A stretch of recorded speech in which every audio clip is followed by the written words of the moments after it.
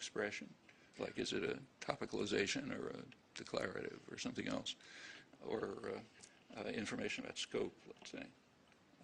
All of that seems to be another kind of semantic information. And these seem to correspond very closely, and I suspect if we knew enough would correspond exactly to external merge for argument structure and internal merge for everything else. So to the extent that that turns out to be correct, it gives more reason to suppose that we're on the right track. Another desideratum for a well-designed system would be that it stipulate no levels of representation, no significant subsystems, except for the two interfaces, which presumably have to be there, although even that can be questioned. But at least the semantic and sensory motor interface, let's assume, are there. And in a well-designed system, there shouldn't be any others. Work of the 1990s pretty well showed, I think, that you can dispense with the descendants of what used to be called deep structure and surface structure. Not only dispense with them, but you do better by eliminating them if you keep to the simplest possible compositional function, namely merge. That leaves one level. It's the level which is the result of the application of all syntactic operations. It's the output of those and the input of the operations that map to the semantic interface. Now, that was, at the time, that was called LF. Terminologies become confused. LF is the phrase, the term LF, technical term LF, is now often used for the semantic interface. So you need some other name for what used to be called LF. But terminology apart, which at most introduces some confusion, there was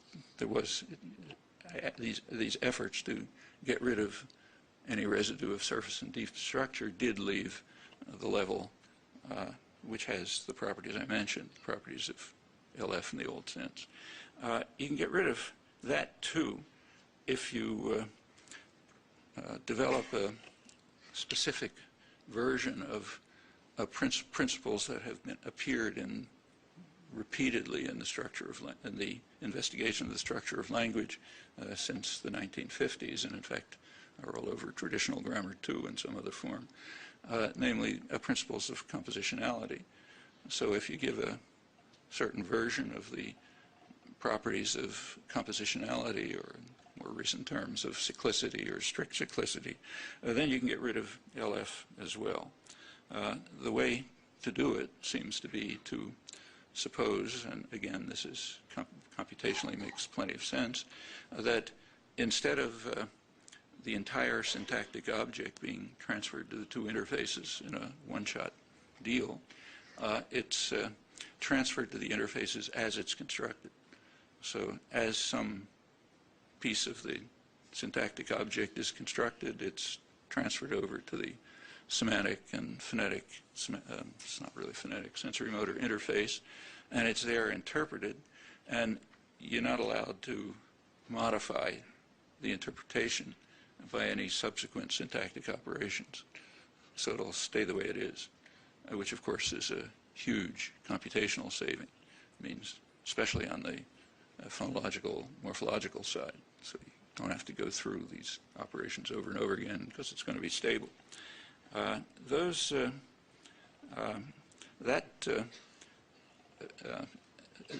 If you look at it closely, I'm getting beyond what I can try to explain non-technically, but let's call these units that are transferred over phases, okay? Turns out there's very good reason to believe that it's the interior of the phase that's transferred, not the whole phase. Good reasons for that, which I won't go into. The reason basically is that everything out of the interior can move on, as we know, by internal move.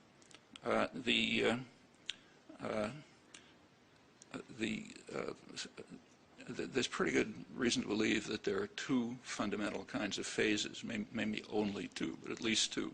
One is basically verbal, headed by some functional category that says I'm a verbal phase, and another clausal, headed by a functional category that says I'm a clausal phase. Now, these are usually called C and V and there's pretty good reason to believe that they exist.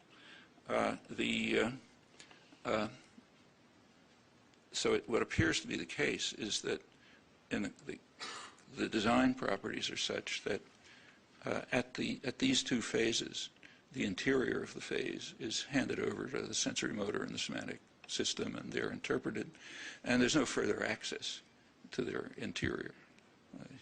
It can't be modified by any further syntactic operation. Now, that enormously reduces complication, and it has other important consequences.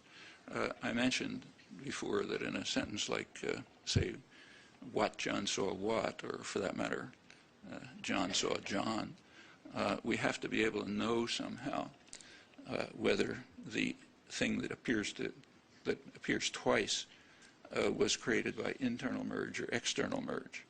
Because of the duality of semantics, it's going to have a different interpretation depending on which it is. Well, that information is available at the phase level.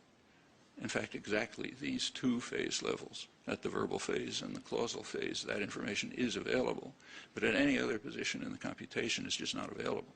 It takes a little work to show it, but you can. So if there's going to be a correct identification of copies, so you'll know that John saw John is okay, but it means two different Johns. If there's going to be a correct interpretation of the copies, then it seems that for that reason alone, you need these two phases. Same turns out to be true for features that don't have any intrinsic semantic properties, what are called uninterpretable features, like, say, nominative versus accusative case, or plural or singular agreement on a verb, actually on the inflectional element that the verb attaches to. These don't have any intrinsic meaning. They just have a value depending on the structure in which they appear. That information is also available at the phase level, not before and not after, which supports, again, from another point of view, the conclusion that it's precisely at this level that transfer takes place. And there are other things of that nature. So I think there's a fair amount of evidence that not only that computation goes phase by phase, meeting sensible computational principles, but that these are, in fact, the phases. And that can plausibly be thought of as a consequence of the strong minimalist thesis. If language is going to be perfectly designed, it looks as if that's the way it ought to work. Now, I don't want to say that incidentally, this does not mean, this has been misinterpreted, so let me stress it. It does not mean that there is no further access anywhere in language use to the internal parts of the computation. That can't be true. In using language, in speaking or interpreting, at the very least, you bring together the semantic and the sensory motor expressions, which are generated separately, but use both of them, of course.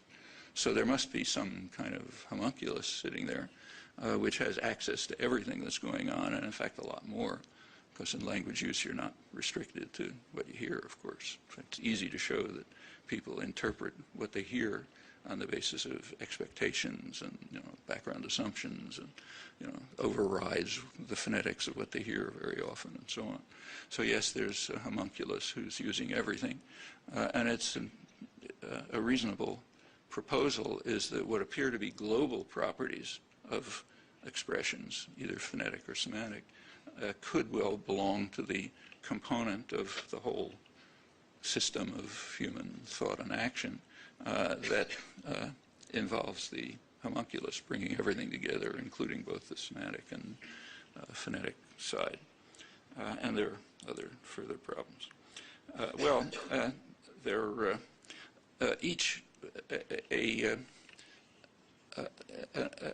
An optimal principle of computational efficiency, am I going on too long? I lost track. A couple of minutes, yeah. An optimal principle of computational efficiency would be that the information about that when you have a syntactic object, any information about it that's relevant to further computation ought to be very easily and quickly identifiable by algorithm, by some optimal algorithm. And what that means is that all the information should be in a particular lexical item that was the basis for the construction of it, what's projected in old phrase structure theories. In the case of the verbal phase and the clausal phase, all relevant information should be in the V and the C. And that turns out to be true. Like what's relevant in a verb phrase for further computation is the kind of verb it is, and not, say, the kind of object it has, or prepositional phrase that's in there, and so on. So we have, that property seems well established, what are called the heads of the phases, which are, incidentally, very easily determinable by algorithm, and where they're not, you can show interesting problems. The heads carry all the information, and those are the things that are identified. Well, without going on with this, there are plenty of problems which I won't go into, but if you want a good summary of them, there's a good paper by, in the last issue of Syntax, Journal Syntax, by Bex and Groman, which gives a whole pile of problems. Most of them, I think, can be handled properly, but there are some that clearly remain as topics for further inquiry. I'll assume that this is more or less correct and just make a few more comments about it. Well, as I said before, it's extremely easy to find problems in the infinitely many problems whenever you look at linguistic or apparently linguistic phenomena. And you then have two approaches that you can take. One is to develop some technology to characterize the problem, to describe it, and what's sometimes called giving a solution, but it's really giving a kind of redescription, which may be a valuable step towards organizing the material for further inquiry. And maybe that's as far as you can go. Well, if that's as far as you can go, then the technology has to be attributed to universal grammar, part of the genetic component, and the language is more of a mess than we hoped. Huge problem for any study of evolution of language if anything like that never comes along. The other possibility would be to try to chip away at it and see if you can get a principled explanation for at least part of it. And often that's possible and moving towards SMT. Well, let me just finish by illustrating what I have in mind with one particular problem. Actually, it's an old saw, and thinking about how you might move towards a principled explanation for it. The old saw is what's called ECP in linguistic terminology. So if you have a sentence like, he wondered who saw what, you can turn it into from a declarative to an interrogative by moving either who or what to the edge of the sentence, giving the proper scope, and making sure that something appears after wonder to give proper scope for the internal question. So you can get either the sentence, what did he wonder who saw, or who did he wonder what saw? Well, the first one is not a bad sentence. It's a little deviant, but I think for irrelevant reasons. The second one, what did he determine who saw, is total gibberish. Who did he wonder what saw is complete gibberish. And it's not obvious why that should be true. I mean, one seems as easy to do as the other, but it's a very solid principle, a solid observation, and holds in many other cases. Well, as far as I'm aware, there's only one proposal around in the literature that seems to have anything serious to say about that. It's called the vacuous movement hypothesis, about 20 years ago. It's based on an observation, namely that in who saw what, or I wonder who saw what, there's no overt evidence that the who has actually moved to the scopal position. You don't hear it, you know. And then you could propose a principle which says, well, if you don't hear it, you don't move it, at least overtly. It still has to be moved covertly somehow to give you the scopal interpretation. So that's the vacuous movement hypothesis, and it pretty much covers the data. There are two problems with it, however. One is that it's a new principle. It's stipulated.